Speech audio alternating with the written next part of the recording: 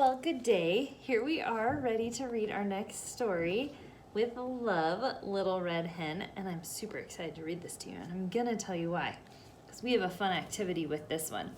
This book is a story that's told all through letters, which is a different way to tell a story, but letters can tell us a lot. And so in your packet, you would have got a coloring sheet in here and a dot to dot, but you also got this.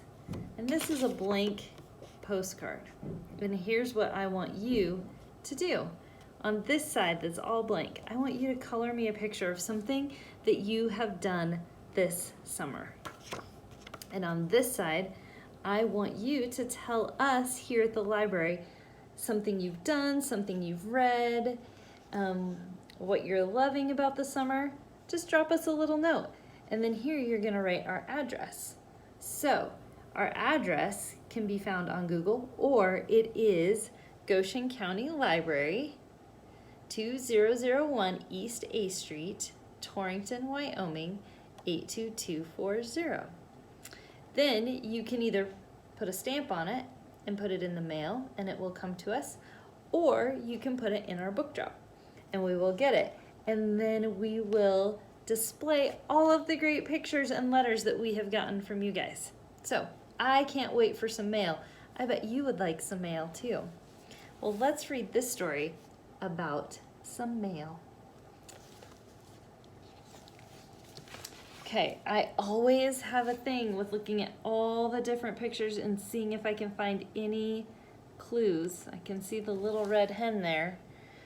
And it looks like she's moving to a place called Happy Valley and has this cart full of stuff.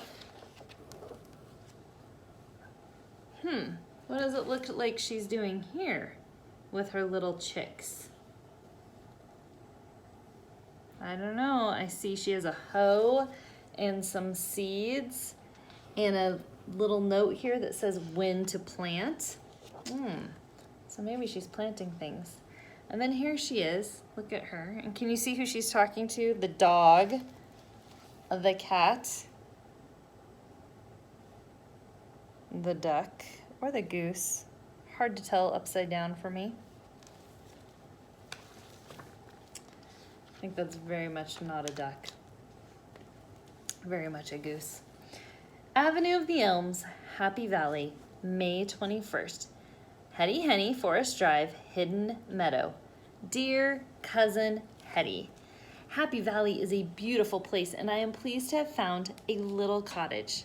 I look forward to raising my chicks there where there is so much space for them to run and play. I must confess though that I'm a little bit disappointed by our neighbors, Mr. Dog, Mr. Goose, and Mr. Cat. They're not very neighborly. When I asked if they could help me clear the field behind the house to plant corn, they each answered, "Not I, not I, not I." So I have done all the plowing myself. My 7 chicks are too little to help me with such hard work, but they kept me company and cheered me up. Now I'm going to give the chicks their dinner, tuck them in bed, and read them their favorite book. Please write soon. I would love to hear from you. With love, Little Red Hen. P.S. The chicks send you hugs and pecks. Oh, they're so cute in their little beds.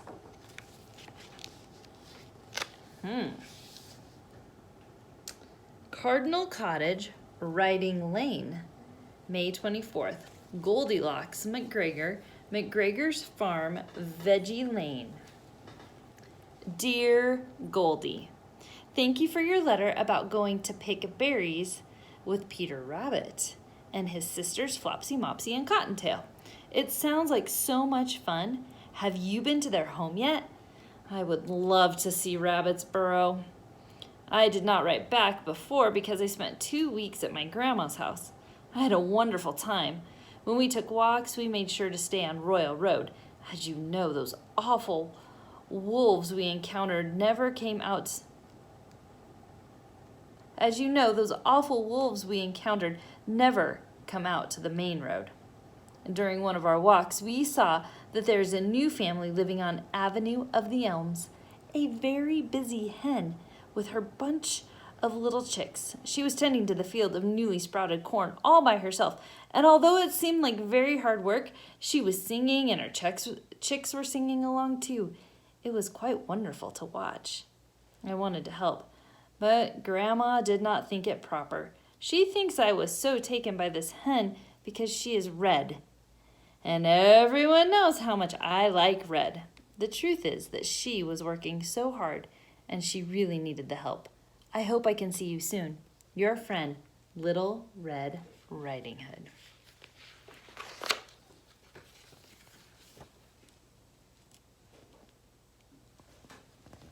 Do you see here how they write their letters? It's backwards for you, but where it's coming from, and then who it's going to, and then the body of the letter, and then what we call the salutation, where they say goodbye. Forest Drive, Hidden Meadow. Ms. Red Hen, Avenue of the Elms, Happy Valley. Dearest cousin, how wonderful to hear you have moved to Happy Valley at last. It is indeed a beautiful place to raise your young chicks, but I warn you not to let them go into the forest alone. Although I've never seen any, there is word around that there are some nasty creatures in the woods.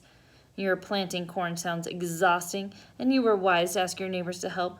Maybe now that you have done the plowing and sowing, they will help out with the weeding and the other work a hearty, plentiful crop demands. Wouldn't that be nice? Personally, I keep very busy. I have recently painted my house all white. It looks so clean. It shines. I am now making new curtains and embroidering a tablecloth and napkins. It seems I am always with a sewing needle in my hand and scissors, thread, and thimble in my pocket. Let me hear how your corn works out, and let's get together soon. Your loving cousin, Hetty Hen. She is a very busy hen. McGregor's Farm, Veggie Lane, June 3rd. To Little Red Riding Hood, Cardinal Cottage, Riding Lane. Dear Little Red Riding Hood, how do you always manage to see such unusual things?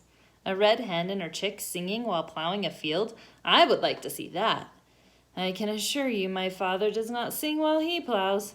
He actually gets rather cross. I have not yet been to Rabbit's Burrow. But guess what? Mrs. Rabbit wants to invite us all to a picnic. She says she will never be able to thank Mother Bear enough for saving her son Peter from those wolves last spring, but that a picnic would be a nice gesture. So, one of your wishes will be coming true soon. I have been thinking about that hen you saw.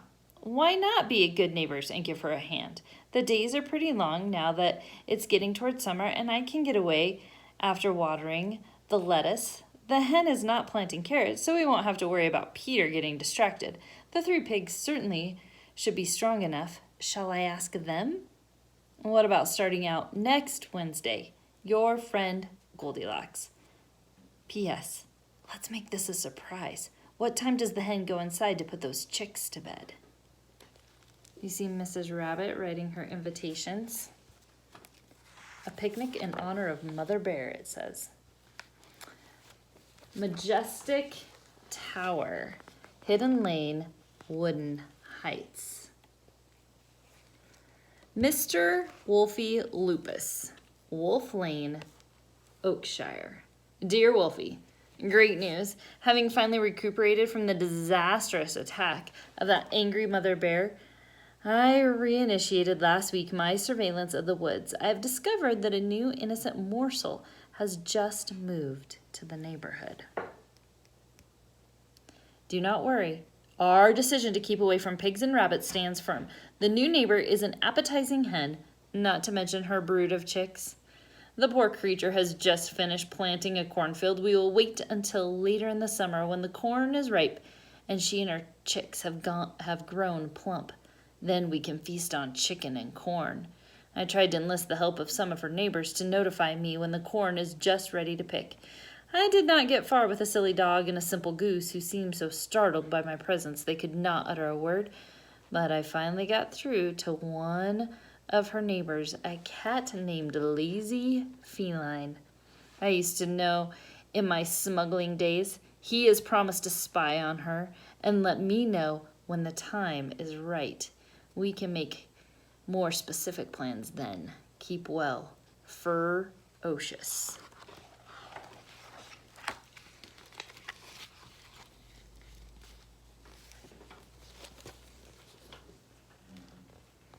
Wolf Lane, Oakshire, June 19th. Mr. Ferocious Majestic Tower, Hidden Lane, Wooden Heights. Dear Cousin Fur, luck does seem to be finally coming our way. Yes, after our bungled confrontation last spring, we can say goodbye forever to rabbits and pigs and their impertinent friends, the bears. As I passed that rabbit's house last Sunday, I saw them all enjoying a picnic. You should have seen how the mother bear was watching over them all, as if I would have bothered with any of them. Now that you mention our seeking better prey, I remember a freshly painted white cottage on Forest Drive that I had not noticed before. It, too, is occupied by a hen who seems busy, working around her house. I, for one, wouldn't want so much work to wear her down or make her tough.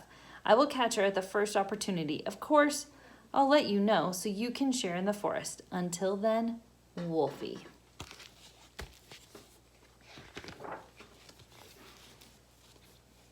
Forest Drive, Hidden Meadow, Ms. Red Hen, Avenue of the Elms, Happy Valley. Dearest Cousin Red.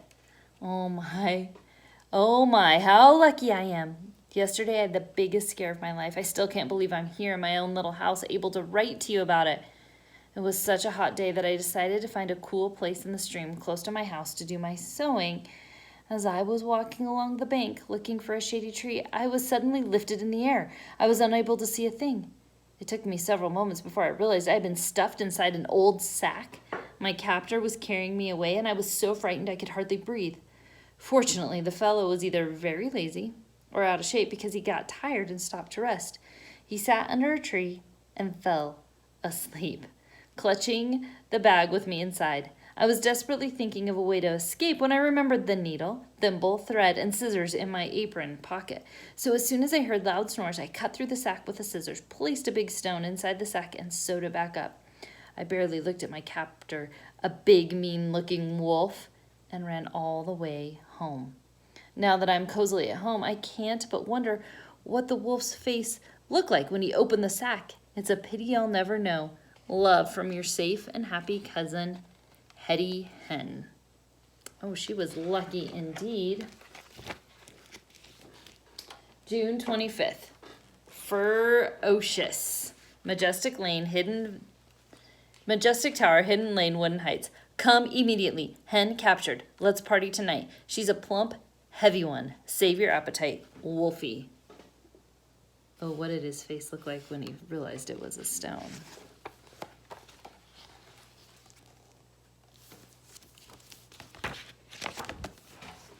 Cardinal Cottage, Riding Lane. Goldilocks McGregor, McGregor's Farm, Veggie Lane.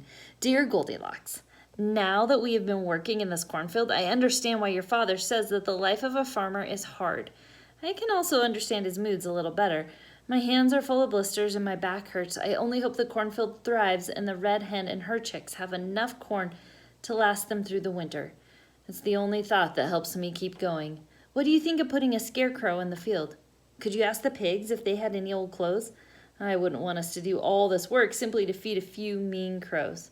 I'm too sore to write more. See you in the cornfield in 2 days. Love, Little Red Riding Hood.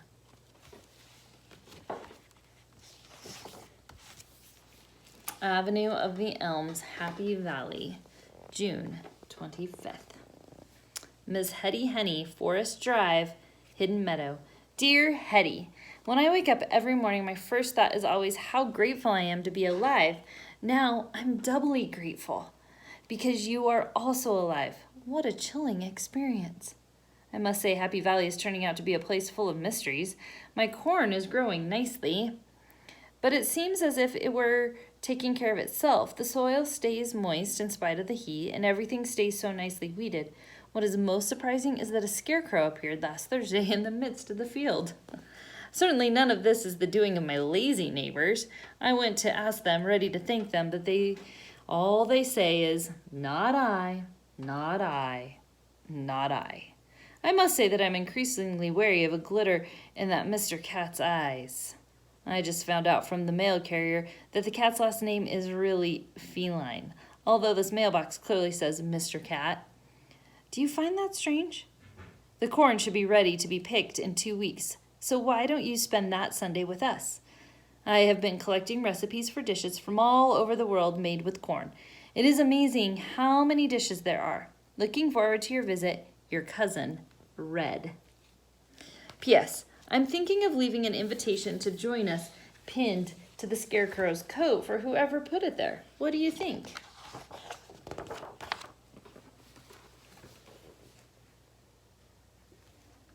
Majestic Height, Hidden Lane, Wooden Heights, August 19th. Look at how fast their summer's passing. Mr. Wolfie Lupus, Wolf Lane, Oakshire. Dear Wolfie, I am sending this brief note via Swift Courier. Even after your visit to the doctor, traveling may still be difficult for you.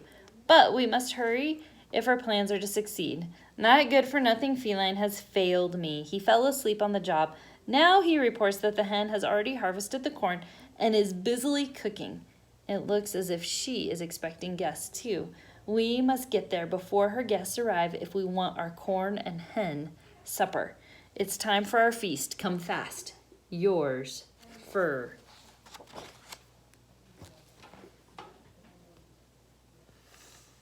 Look at their feast.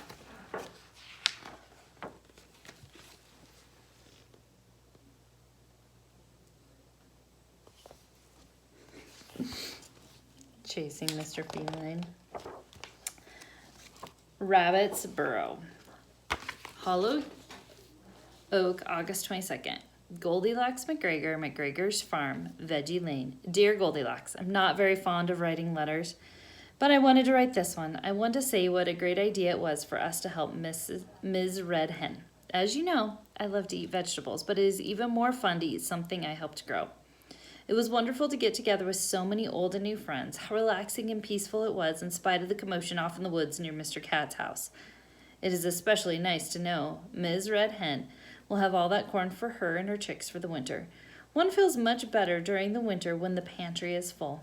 My mother is already beginning to can things for the winter. She makes wonderful marmalades and jams. Would you like to go pick some blackberries? Your good friend, Peter Rabbit. P.S. Thanks to Little Red Riding Hood for telling you about Ms. Red. I like Little Red Riding Hood more each day. And that is our story with Love, Little Red Hen. So, don't forget, send us at the library a postcard. We can't wait to see what you're doing, so draw us a picture and write us a little note. All right, have a great day.